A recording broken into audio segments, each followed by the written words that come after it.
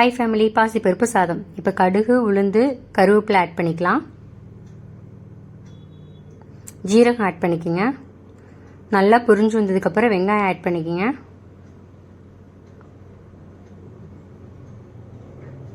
வெங்காயம் கொஞ்சம் அதிகமாகவே ஆட் பண்ணிக்கோங்க, அப்போ தான் பாசிப்பருப்பு சாதத்துக்கு நல்லாயிருக்கும்.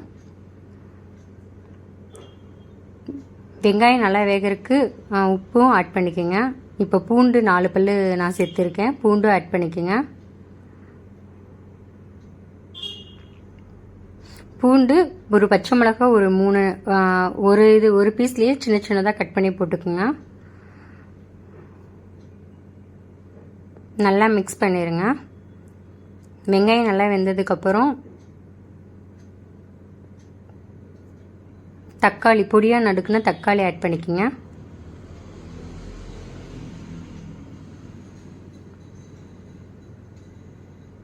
நல்லா மிக்ஸ் பண்ணி விட்டுக்குங்க.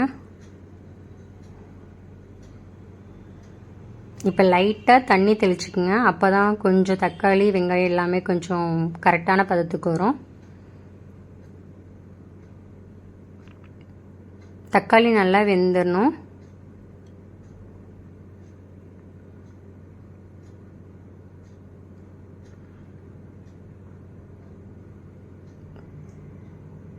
தக்காளி நல்லா வெந்துருச்சு. இப்போ நீங்கள் மஞ்சத்தூள் ஆட் பண்ணிக்கோங்க. மஞ்சத்தூள் வாசனை போகிற வரையும் கொஞ்சம் ஓரளவுக்கு நல்லா இது பண்ணி விடுங்க.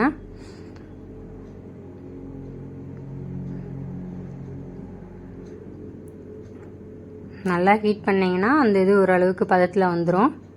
இப்போ தண்ணி ஆட் பண்ணிக்கோங்க. நான் 1 கிளாஸ் அரிசிக்கு 2 டம்ளர் தண்ணி ஆட் பண்ணியிருக்கேன். ஸோ அதை ஆட் பண்ணிக்கலாம். இப்போ அரிசியும் பாசிப்பருப்பையும் முன்னாடியே ஊற வச்சுட்டேன். ஸோ அதை நான் இப்போ ஆட் பண்ணிக்கிறேன். ஒரு 1/2 அன் ஹவர் ஊற வச்சுருங்க அரிசியும் பருப்பு. அப்போ நல்லா பருப்பு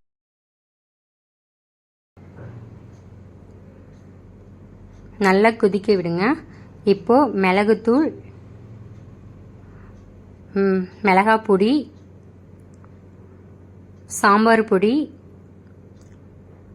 மல்லித்தூள் நல்லா மிக்ஸ் பண்ணிவிட்டு மல்லித்தூளும் ஆட் பண்ணிக்கோங்க.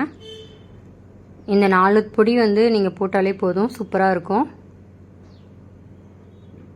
உங்களுக்கு தேவைக்கேற்ப பொடி ஆட் பண்ணிக்கோங்க. நல்லா மிக்ஸ் பண்ணி விடுங்க. நல்லா கொதி வரணும். இப்போ உப்பு கொஞ்சமாக ஆட் பண்ணிக்கோங்க. ஏன்னா ஆல்ரெடி கொஞ்சம் தான் உப்பு ஆட் பண்ணியிருப்போம், அதிகமாக ஆட் பண்ணல. ஸோ அதனால் இப்போ கொஞ்சம் ஆட் பண்ணியாச்சு. இப்போ 1 ஸ்பூன் நெய் போட்டுக்குங்க. ஏன்னா பாசிப்பருப்பு சாதத்துக்கு நெய் எப்பயுமே சூப்பராக இருக்கும். நீங்கள் அதை சேர்த்து பாருங்கள், குழந்தைங்களும் நல்லா விரும்பி சாப்பிடுவாங்க. நல்லா கொதி வரணும். நல்லா மிக்ஸ் பண்ணிக்கோங்க. அப்போ தான் எல்லாமே அரிசி எல்லாமே ஒரே தான் மிக்ஸ் ஆகும்.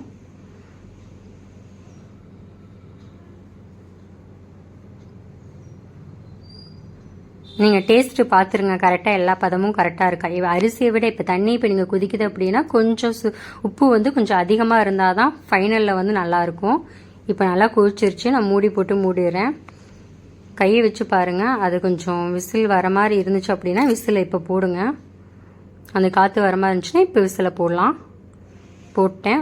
3 to 4 விசில் எடுத்து பாசிப்பருப்பு சாதம் ரெடி. இது குழந்தைங்களுக்கு கொடுங்க, நல்லா சாப்பிடுவாங்க. Thank you, family.